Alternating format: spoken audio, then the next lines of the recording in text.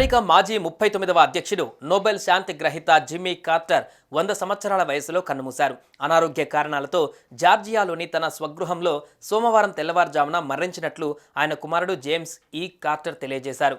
Jimmy Carter మృతి పట్ల Joe Biden, Barack Obama, Trump సహా పలువురు ప్రముఖులు సంతాపం తెలిపారు. జిమ్మీ కార్టర్ అసాధారణ నాయకుడు, రాజనీతిజ్ఞుడు, మానవతావాది అని శాంతి స్థాపన, పౌర మానవ హక్కుల అభివృద్ధి, ఇంధన విధానం తదితర అంశాలలో తనదైన ముద్ర వేశారని జో బైడెన్ చెప్పుకువచ్చారు.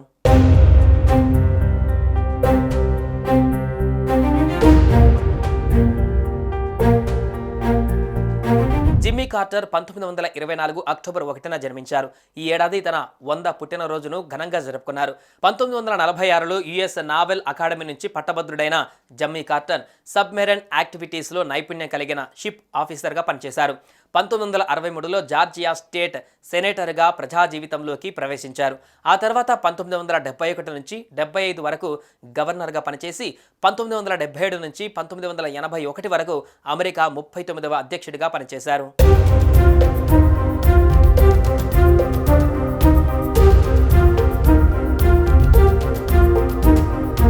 కార్టర్ అధ్యక్షుడిగా ఉన్నప్పుడు అనేక సమస్యలు ఎదుర్కొన్నారు.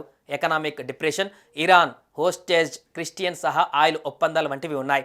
1978లో ఇజ్రాయెల్, ఈజిప్ట్ మధ్య పీస్ ట్రీటీ, క్యాంప్ డేవిడ్ ఒప్పందాల మధ్యవర్తిత్వం వహించడంలో కీలక పాత్ర పోషించారు. జిమ్మీ కార్టర్ ఇంటర్నేషనల్ కాన్ఫ్లిక్ట్స్కు పీస్ఫుల్ సొల్యూషన్స్ కనుగొనడానికి, ఎకానమిక్ అండ్ సోషల్ డెవలప్మెంట్ ప్రోత్సహించడానికి దశాబ్దాలుగా చేసిన నిరంతర కృషికి 2002లో నోబెల్ శాంతి బహుమతి అందుకున్నారు.